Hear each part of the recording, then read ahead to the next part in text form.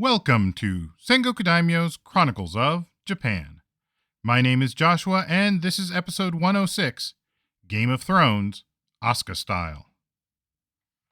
Envoys from the Korean peninsula stood in the rock-strewn courtyard of the Itabuki Palace, looking north towards the raised wooden palace building.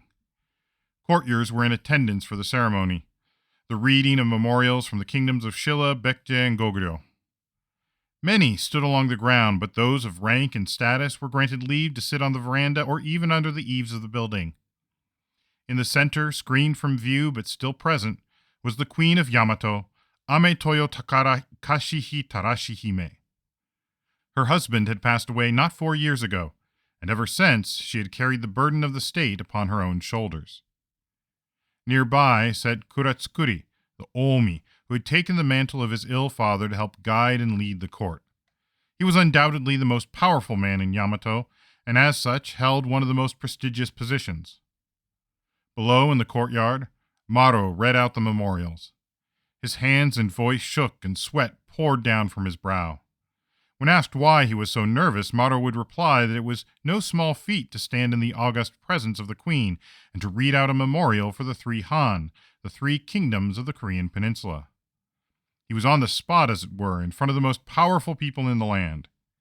Anyone would be nervous under those circumstances. But that wasn't quite the case here. Maro had other reasons to be nervous, as he knew what was about to happen, and what the consequences would be if he and the others failed. Some time back, you see, Maro had been approached by his son-in-law, Prince Katsuraki, with an audacious plan hatched by Katsuraki and his closest friend, Kamako, along with a few others. Now that plan was finally coming to fruition. While attention was focused on Maro, Prince Katsuraki had the guards lock the gates. While Kamako readied archers in the galleries, Kamako had also secretly sent a pair of swords over to two other conspirators, Komaro and Amida, but those two balked at the magnitude of what they were about to do.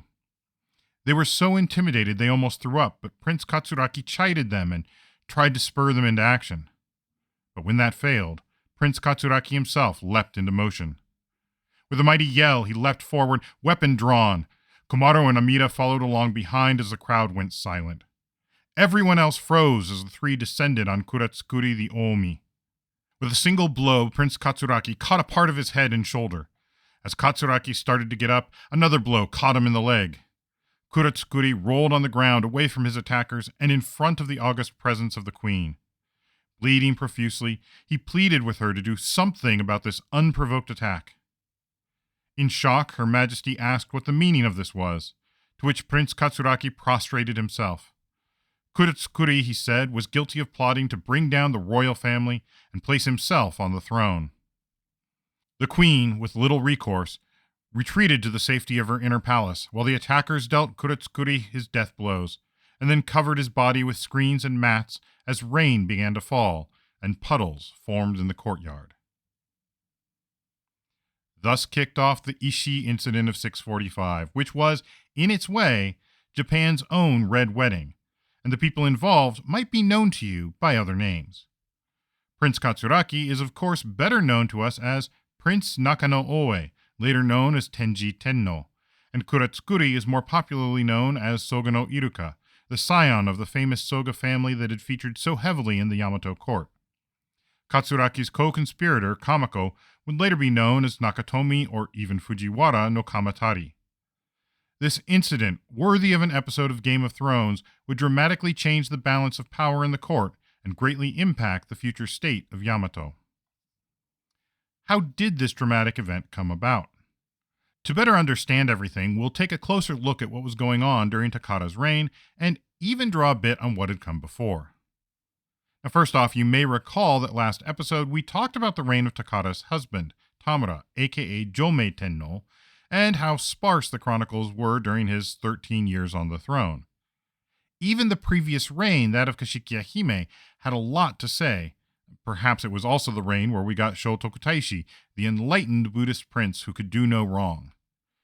It's also her reign where the ambassadors to the mainland really started up again, and though it was to the Sui court, the chroniclers referred to it as the Great Tang, so that, without any context, the embassy during Tamura's reign, which was technically the first Tang Dynasty embassy, almost seems like it's just a standard thing at that point. This reign, though, Takara's reign, the chroniclers are being very meticulous about everything. I mean, some years they are even giving us day by day accounts of the weather, whether it was too hot or too cold. For an unseasonably cold summer, they would say that the ordinances of winter were still in effect. This goes back to a passage in a continental story which claims that if the ruler continued to practice the winter rites in the summer months, the weather would follow suit, since everything the court did was tied to the natural world. Disorder in the state, therefore, would be reflected by disorder in nature.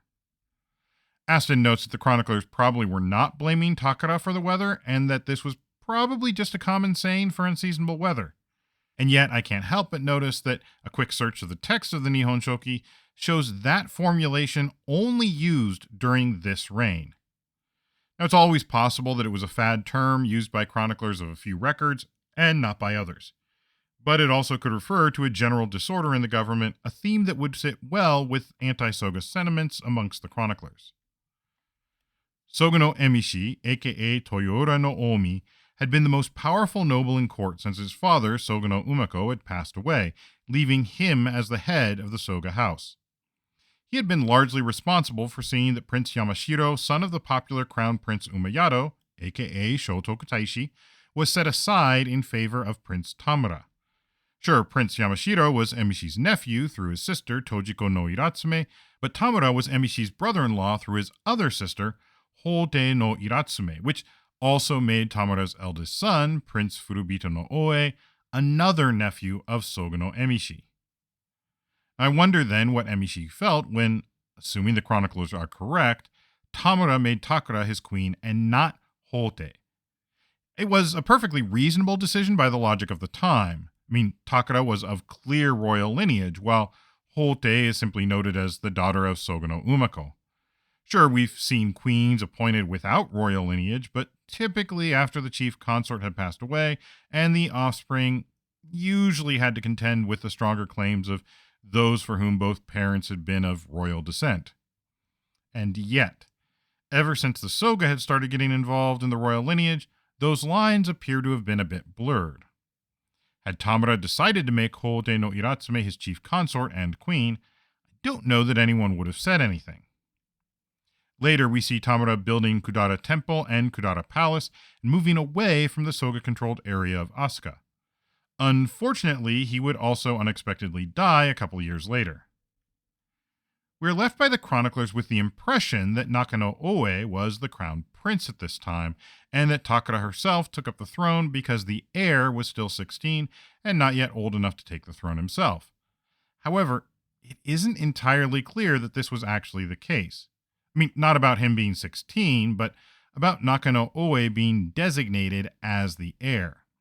As far as I can tell, the chroniclers don't mention Nakano Oe or anyone being made crown prince, and so their use of the term heir apparent could just be a case of using his later position anachronistically in the chronicle, possibly trying to strengthen his claim to the throne. Furthermore, Furubito no Oe, who we mentioned was the nephew of Soga no Emishi, was actually an older son of Tamura. He appears to have had the support of the Soga, which of course the chronicles depict as being the Soga attempting to take the throne for themselves, but we should probably leave room for the idea that he may have had a legitimate claim. Now, it wasn't just support of the wrong candidate that Soga no Irika and his father were accused of. They were accused of trying to usurp the power of the sovereigns. For example, Soga no Emishi decided that rather than leaving his tomb to be built by his descendants, he would build 2 tombs himself, one for him and one for his son. He said he did this so that he wouldn't imposition later generations, and yet he used his power at court to raise levies of workers from across the land and from the 180 bei or occupational families. On top of that, he drew from the Mibu bei for the Kamitsumiya household. These were the workers specifically granted to work lands for Prince Umayado and his descendants, collectively referred to as the Kamitsumiya princes after Prince Umayado's own title as Kamitsumiya Prince or Prince of the Upper Palace. Soga no Emishi is also said to have referred to these new tombs as misasagi, a term reserved for tombs of royal sovereigns. This all brought the wrath of Princess Kamitsumiya no Iratsume, daughter of Prince Umayado. After all, Sogono Emishi had already kept her brother Prince Yamashiro from his place on the throne, and now he was taking their family's workers as if those laborers hadn't been assigned to their household by royal decree. This is on top of other things Emishi did that year, including erecting his own ancestral temple at Takamiya in Katsuraki, the lands that Kashikiya Hime, by the way, when she was on the throne, had refused to give Sogono Umako, despite his claims to them as ancestral lands. And Emishi is also said to have performed an eightfold dance, also normally reserved for members of the royal line. And so Kamitsumiya no Iratsume complained that in heaven there are not two suns, in a state there cannot be two sovereigns. Why should he, by which he means Sogono Emishi, at his own pleasure employ in forced labor all the people of the fief? There's a lot here that seems damning, but since Sogono Emishi didn't get a chance to really tell his side of the story, I think we should at least examine some of the inconsistencies or oddities about the account. Perhaps most importantly, all of this is one giant entry that is just said to have happened in the year 642, but no specific months and days are given, despite the fact that other entries are extremely precise. So whatever source this was being taken from, apparently it wasn't necessarily a contemporary account of everything. Furthermore, a lot of these things wouldn't actually have been that big of an issue. Building a temple, well, it was all the rage and not limited to sovereigns. Heck, the Soga family had built a couple themselves already. And it isn't clear if Emishi really did perform some kind of forbidden dance. That could just be slander, or it may be that the dance wasn't that forbidden. And building tombs ahead of his demise was hardly anything that was improper, and we can't be certain that he really called them misasage and not just a normal word for tombs. As for taking the Kamitsumiya laborers, he may have used his authority to do that, but was that really usurping royal prerogative?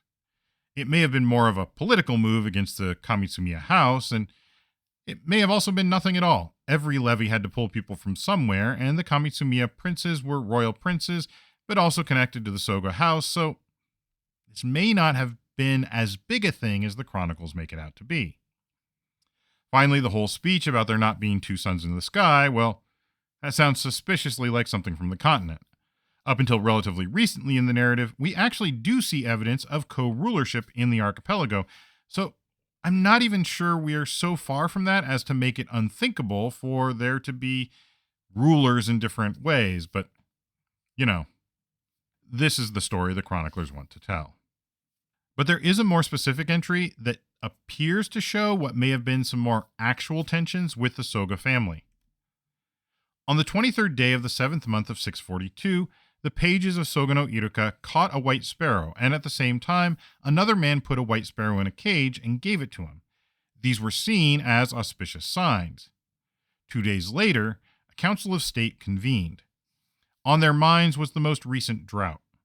Reports were coming in that it was getting serious. Village hafuri, the predecessors to Shinto priests, were in some locations recommending sacrificing horses or cattle to the gods at various shrines and asking them to bring rain. In other places, people engaged in continental practices, including things like moving the location of markets, which apparently was something they would do, and of course, making prayers to the river gods. These were all ways of apparently bringing the rain, I guess.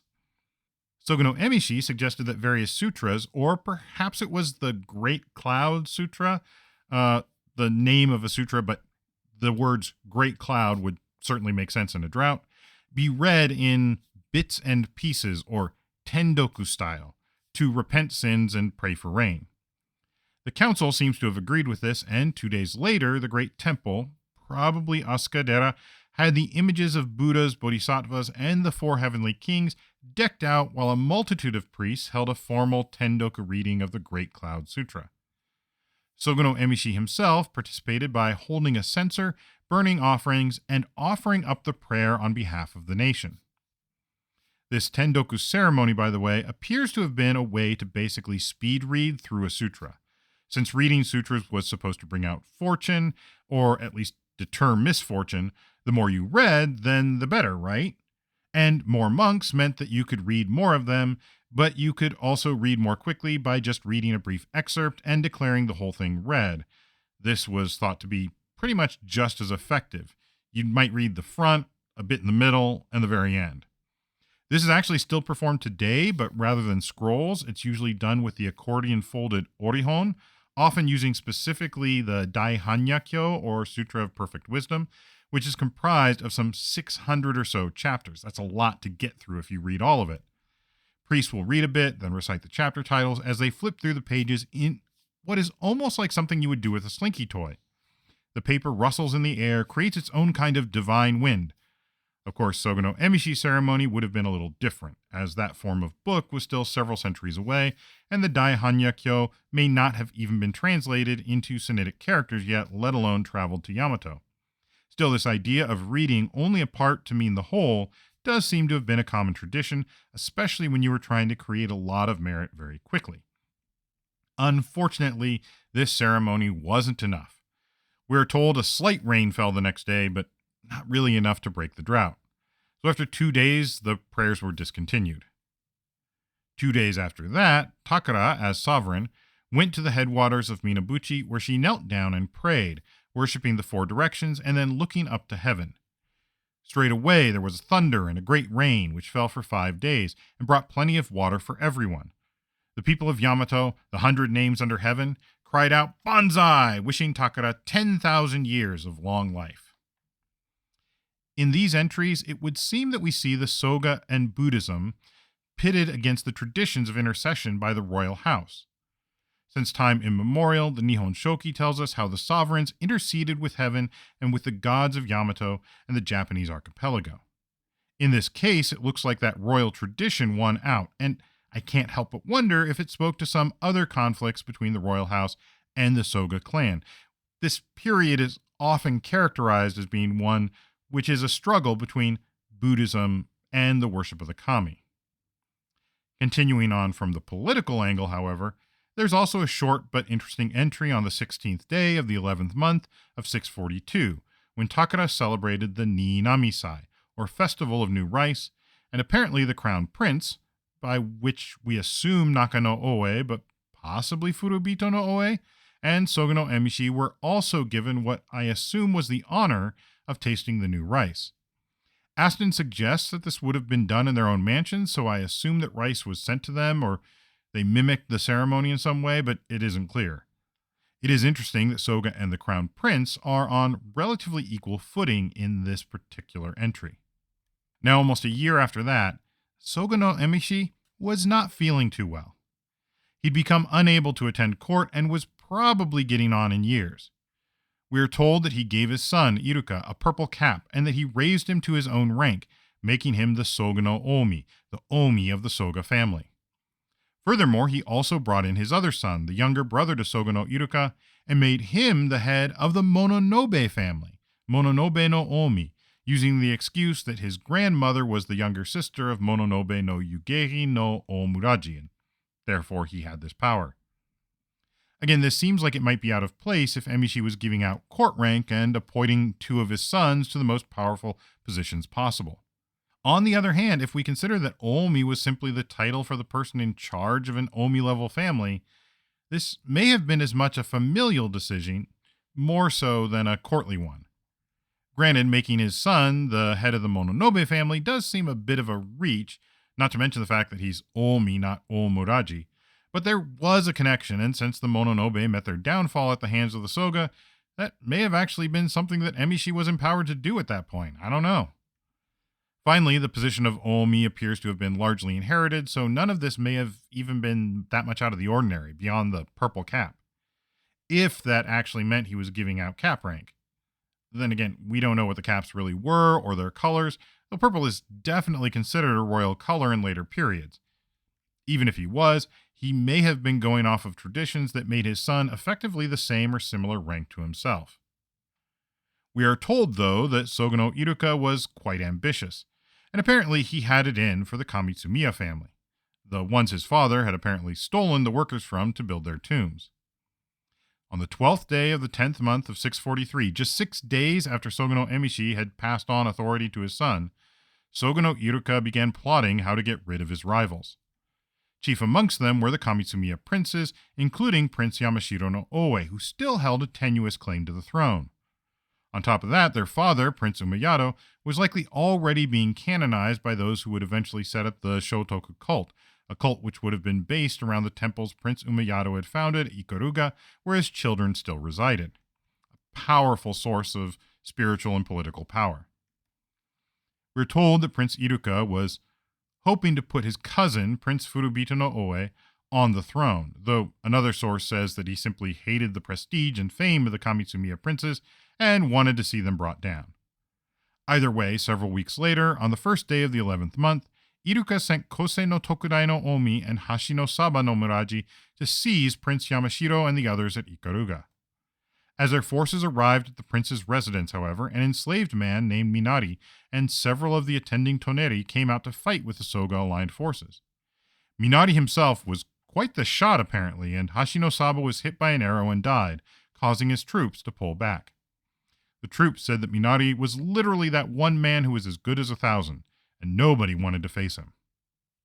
This temporary respite gave Yamashiro and his family time to plan. They threw some bones of a horse into Yamashiro's bedchamber, and then he, his consort, and the younger members of his family escaped to Mount Ikoma, followed by Miwa no Fumuya, Tame no Muraji, as well as Tame's daughter, Uda no Morowoshi, and Ise no Abe no Katahu. Unwitting of their escape, Kosei no Tokudai and the others burned down the palace at Ikaruga, and when they finally went through the wreckage, they found the charred bones and just assumed they belonged to Prince Yamashiro. After all, there was no CSI Asuka to tell them otherwise. And so, their job apparently done, they withdrew. Prince Yamashiro and crew, realizing they couldn't just come back, stayed up on Mount Ikoma without food or water for 4 to 5 days. Miwa no Fumuya suggested that they make their way to the official granary at Fukakusa and obtain horses to head out towards the eastern countries to raise an army and come back. But Prince Yamashiro was hesitant. He realized that, yeah, they might win, but it would not be without a large loss of life. Yamato life. And why should I distress 10,000 subjects, he supposedly asked. Isn't it better if one person were to give up their life for the stability of the country? Meanwhile, a man noticed the Kamitsumiya princes were up on the mountain, so he let Iruka know. Iruka was more than a bit worried about this development. He thought Prince Yamashiro was dead. If they escaped and raised an army, Iruka wasn't sure he could oppose them. Iruka ordered one of his men, Takamuku no Omi no Kuniyoshi, to go and arrest the prince, but Kuniyoshi had a job guarding the palace and used that as an excuse to get out of hunting down and possibly killing the popular royal prince. Iruka was mad enough, he was going to go and find Yamashiro himself and settle this, but Prince Furubito showed up. The prince was out of breath. He'd apparently run over to Iruka just then, having heard the news, and he warned Iruka not to go by himself. And so Iruka sent commanders to search Mount Ikoma, but they couldn't find anything because Prince Yamashiro had already left. In fact, Prince Yamashiro and his attendants made their way to the temple of Ikaruga, which would probably mean Horyuji Temple, the temple commissioned by his father, Prince Umayado. When the Soga forces heard about this, they rushed over and surrounded the temple. Prince Yamashiro sent Miwa no Fumuya out to parley. Prince Yamashiro's message was simple. While he could have raised an army, he was unwilling to have more people die for just one person. And so, likely against Miwa no Fumuya's wishes, he gave himself to Iruka. When he did so, the younger members of the Kamitsumiya family all strangled themselves, presumably to avoid being captured and tortured, or worse. Prince Yamashiro himself gave himself up and was killed. We're told that when he did so, there were 5 colored banners and umbrellas shining in the sky over the temple. But when someone pointed this out to Iruka, he looked up just as a dark cloud passed by and covered it all. Thus, Prince Yamashiro and the descendants of Prince Umayado came to an end. When Sogono Emishi heard about what his son has done, he was pissed. He chided him severely, claiming that he had only provoked outrage and put himself in danger. And it seems that Sogono Emishi wasn't the only one who was upset. If Sogono Iruka took out Prince Yamashiro to put Furubito on the throne, what about the other princes, including Nakano Oe? Here is where someone else joins our tale. His name, we are told, is Nakatomi no Kamako, though some may know him better as Nakatomi no Kamatari. In the first month of 644, Kamako was to be appointed the Kamutsukasa no Kami, or chief of the Ministry of Religion, literally the Ministry of the Gods. The Nakatomi were already known as court ritualists, so this may have been an inherited position. That said, he tried to decline the position several times and even left on a plea of ill health for Mishima. Now, around the same time, Prince Karu, Takara's brother, had a problem with his leg and he couldn't attend court. Kamako was friends with Prince Karu and he went to attend on him during his convalescence. When he did so, Prince Karu had his favorite consort, a lady from the Abe family, go sweep out a separate room and spread out a brand new sleeping mat just for Kamako, and he provided him everything he could hope for. Kamako couldn't believe his friend's generosity and wondered aloud who wouldn't want to see Prince Karu as the ruler of the realm, something that pleased Karu to no end. Now, Kamako, we are told, was a man of upright and loyal character, meaning that at least the chroniclers thought he was really something. He apparently despised what the Soga were attempting to do to manipulate the royal succession, especially given the recent bloodshed and extirpation of the Kamitsumiya princes. Kamako himself, realizing that something could happen to Takara at any moment, was trying to figure out who amongst the various royal princes would be worth supporting, if it came to that. Of the various candidates, he was very interested in Prince Nakano Oe, but as of yet, their paths had not crossed, and he only knew him as a public figure, not personally. His chance came during a ball game, and traditionally we are told it was a game of kemari, played out by a keyaki or Japanese zelkova tree. Imagine you're playing hacky sack with a soccer ball, trying to keep it in the air as a group. You gather in a circle, and you see how long you can keep it going. This is actually still played as a traditional game in Japan, and various versions of it appear throughout Asia in both competitive and cooperative variations. During one of the kicks, Nakano Oe's leather shoe flew off along with the ball, and Kamako picked it up and came over, kneeling before the prince as he offered the shoe with outstretched hand. Nakano Oe, in turn, knelt down and respectfully received it. It was bromance at first sight, and pretty soon they were telling each other everything, talking politics, government, and everything else. Of course, if a royal prince was seen constantly talking with someone like Kamako, people might start to get suspicious about what they were doing together, so they came up with a scheme so that it wouldn't be quite so obvious. They would both go and study the classics of Zhou and Confucius with a teacher out in Minabuchi, probably one of the monks who came back from the Tang court. On the way to and from their studies, they could talk, and nobody would think anything of it. Realizing that Nakano Oe had ambitions, Kamako counseled him to make a political marriage. Specifically, he suggested the daughter of Soga no Kura Yamada no Maro, also known as Ishikawa no Maro. He was a member of the Soga family, descended from a brother to Soga no Emishi. With a marriage alliance to him, Nakano Oe would likely be able to count on his support as they worked to thwart Soga no Iruka and his father. However, the marriage almost fell through. Kamako was the go-between, and Kura Yamada agreed to the marriage, but on the night that Nakano Oe was to consummate his marriage with Maro's eldest daughter, she was stolen away by a relation named Musa no Omi. Apparently, they had their own plans. Maro was devastated and knew this would be an extreme loss of face, plus he would miss out on the chance to ally himself with a member of the royal family. He looked everywhere trying to find his eldest, such that his youngest daughter asked him what was wrong. He told her what had happened, and she told him she would go in her sister's stead. She met with Nakano Oe, and they consummated the marriage, after which we are told that she served him with all of her heart. With Maro now bound by marriage, Kamako suggested a few more co-conspirators, including Saheki no Muraji no Komaro and Katsuraki no Waka Inukai no Muraji no Amida, whom they also brought on board. A quick side note here, I love the name Waka Inukai. As far as I can parse, it is either meaning the young dog keeper family or my preferred reading, the puppy keeper family. I just love the idea that some family's job was just looking after the puppies. I mean, once they grow up, they go to the Inukai. What a name. Much of 644 following the accounts of Kamako and Nakano Oe, which likely all happened well before the date in the record given everything they talk about, concerns a bunch of reports. An owl, for instance, had owlets in the Miyaki of Otsu, which belonged to Sogono Emishi, so I suspect that this was a less than auspicious omen. There was also a report about a man who tried to capture a sleeping monkey, grabbing it by the arm, but the monkey sang a song, which is said to have related to the siege of Kamitsumiya princes on Mount Ikoma. Unfortunately, that event had happened years prior and was only now being reported, which was a little too late. There was also a lotus at Tsurugi Pond that had 2 flowers on one stem. Sogono Emishi inferred that this meant prosperity for the Soga clan, and so he made a picture, or possibly a scroll, with golden ink, and he presented it to the 16-foot tall Buddha at Hokoji, aka Asuka Dera. Not sure that he interpreted that correctly, however. We are told that Sogono Iruka built 2 houses on Amagashi Hill. One was for himself and one for his father. These were called the Upper Mikado and the Valley Mikado, which again sounds like they're taking on royal pretensions. Their sons and daughters, we're told, were styled princes and princesses. The terms Hiko and Hime at one point were used for just about anyone, so maybe they were just old-fashioned and it got mistranslated.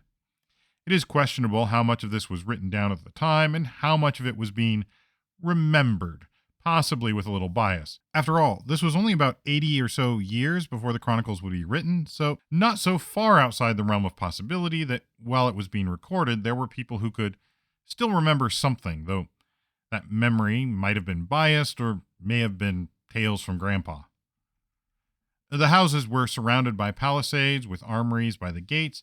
Basically, they were building their own fortified dwellings. Each gate also had a tank for water and several tens of wooden forks in case fire broke out.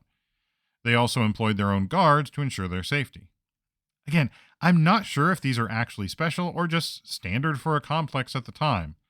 We know that often people would have to defend themselves from their houses, so kind of sounds like routine good planning. Sogono Emishi also had Osa no Atae build the temple of Mount Hokonuki on Mount Onio, and then he built a house on the east side of Mount Unebi and dug a pond, which possibly means a moat, to make it a fortress. He likewise had an armory and a store of arrows. He also employed about 50 bodyguards to follow him around, since he apparently knew that he was something of a target. These were called the Eastern Company, possibly indicating that they were made up of emishi from the east, or possibly just indicating that it was men from the eastern countries, Azuma no Kuni, or maybe something else altogether. As the most powerful man at the court, people from the various uji regularly came to Emishi's gate and waited on him. He called himself their father, and he called them his boys. The family of the Ayano Atae apparently attended to the needs of both Emishi and to Iruka. Now, in the first month of 645, we're told of a terrible portent noticed far and wide. There was a sound like 10 or 20 monkeys crying and screaming, but if you looked, there was nothing there, just the sound.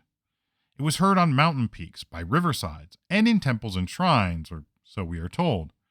Some people said it was messengers of the great deity of Ise, by which the chroniclers likely meant Amaterasu, but I can't help but wonder, with the monkey or Saru connection, if they didn't mean Sarutahiko, the sun deity from Ise who is enshrined at Tsubaki Shrine, the Ichinomiya of Ise, especially as Amaterasu's position may not have been quite as prominent just yet, but traditionally it's Amaterasu.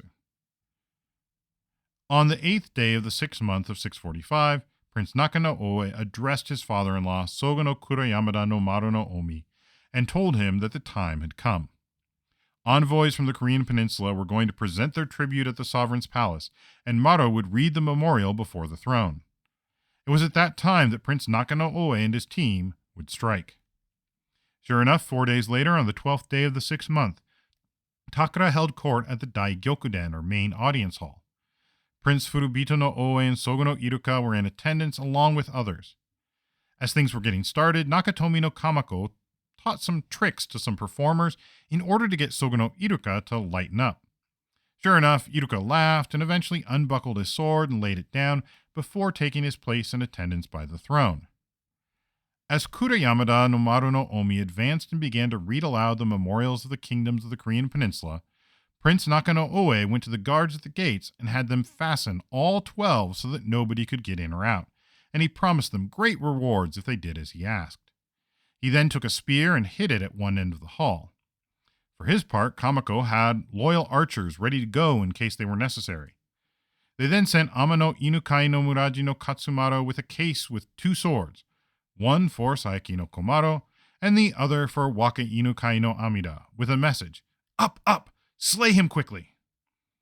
However, the two of them, finally realizing what they were actually about to do, felt their rice coming back up. That's literally how they say it. They balked, so Nakano Oe had to go over and encourage them himself. At this point, Maru no Omi was starting to worry that the reading of the memorials would come to an end before things had been set in motion. He was sweating profusely and his hands shook, which drew questions from Sogono Iruka about why he was just so nervous. Maru no Omi assured his cousin that it was just because he was there in the Daigyokuden in front of Her Majesty, and that apparently satisfied him. Nakano Oe, meanwhile, was realizing that Komaro and Amida were too intimidated by Sogono Iruka's status, so he cried out and charged forward himself, at which point Komaro and Amida sprung to action. They reached Iruka and struck a blow before he even realized what was happening. It cut open his head and shoulder, but apparently only glancing, not fatal, as Iruka immediately stood up. As he did so, Komaro turned the sword in his hand and wounded Iruka in the leg. Unable to stand, Iruka rolled over in front of Her Majesty, bowed his head to the ground, and pleaded with her to stop this. "She who occupies the hereditary dignity is the child of heaven. I, her servant, am conscious of no crime, and I beseech her to deign to make examination into this." Queen Takara was taken aback. She demanded an explanation from the attackers. "I know not what has been done. What is the meaning of this?" She had, of course, been kept out of the loop. Then her son, Nakano Oe, prostrated himself in the ground and spoke up for the group, saying, "Kuratsukuri," by which he meant Sogono Iruka, using another name, wished to destroy utterly the celestial house and to subvert the solar dignity. Is Kuratsukuri to be substituted for the celestial descendants? Hearing this, and apparently quite taken aback, Takara retreated to the inner palace while Komaro and Amida slew Sogono Iruka. We can only imagine what must have been going through her head at the time. It wasn't like 7th century Yamato was unaccustomed to violence, but this was something altogether different than anything seen before. We're told that rain fell and that puddle water overflowed the court. Sogono Iruka's lifeless body was covered with mats and screens. One imagines that the onlookers who weren't frozen in horror had tried to escape, and there was confusion over just what had happened.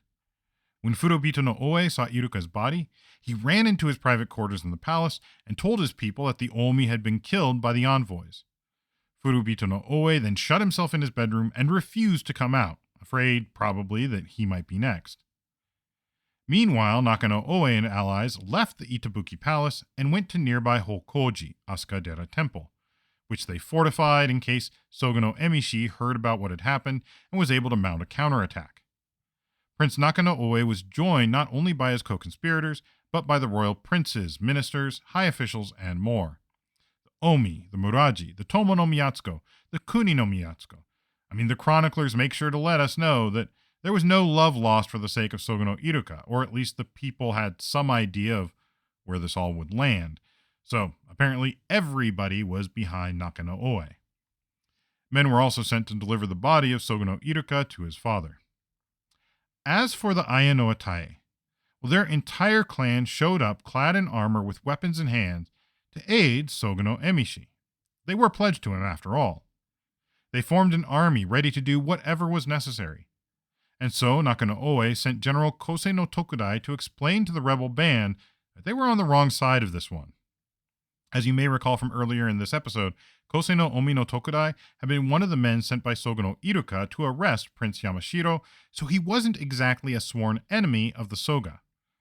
After listening to his words, Takamuku no Omi no Kuniyoshi, remember the one who had refused to go after Prince Yamashiro because of his work guarding the palace? Well, he addressed the Aya clan. "We are bound to receive capital punishment on account of our lord, Sogono Emishi's eldest son, and then he will face execution today or tomorrow. So whom should we fight for if we're all going to be put to death?" And with that, he took off his sword, threw it away, and deserted the cause.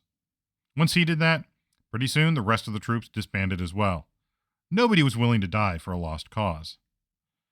Sogono Emishi knew that he had no hope left, And so the next day he gathered his people, and before they were to be arrested and executed, they brought together all their treasures and objects of value, including the history of the sovereigns and the history of the country. They set them on fire. The history of the country, which is said to be the history written by Prince Umayado, was grabbed by Funano Fubito no Asuka out of the flames and delivered to Nakano Oe. Permission was given for the interment of Emishi and Iruka in tombs, likely the ones they had commissioned for themselves, and their friends and family were allowed to publicly grieve and lament. The following day, on the 15th of the 6th month, Takara, known as Kogyoku Tenno, stepped down. She tried to make Nakano Oe the sovereign. Clearly he wanted it, but Kamiko counseled against it. It really wouldn't look good to go on a killing spree and then make yourself king, if you think about it. After all, Furubito no Oe was his older brother, even if it was by another mother, and he was still alive. And then there was his maternal uncle, Prince Karu. If Nakano Oe put himself before either of them, how would that look to the increasingly Confucian-influenced court circles? And so they pushed for Prince Karu to take the throne. Prince Karu tried to decline and suggested that really it should be Prince Furubito no Oe, since Karu was a son of Tamura, the previous sovereign. Furubito no Oe, though, wanted nothing of this. He not only declined and refused to take the crown, but he made clear his desire to renounce the world and become a monk. And perhaps it had all just been a bit too much. Or he just didn't want to be made into a target when he had seen what Nakano Oe could do with all of his support. No doubt he did the math in his head, and his time on the throne would not be long, especially with his two major political allies dead and accused of trying to usurp the throne for themselves. He went right to Hokoji and had them shave his hair and beard, and he put on a kesa, that is, a monk's garment, and took orders. And so Prince Karu was left with no more excuses, and he took the throne. He would be known to us as Ko Tokutenno, and it's here at the start of his reign where we see another continental tradition take hold in the islands, as it would be not known as much for the first year of Kotoku, but rather as the first year of Taika, the Great Change. And change was coming indeed. But we're going to save that for later.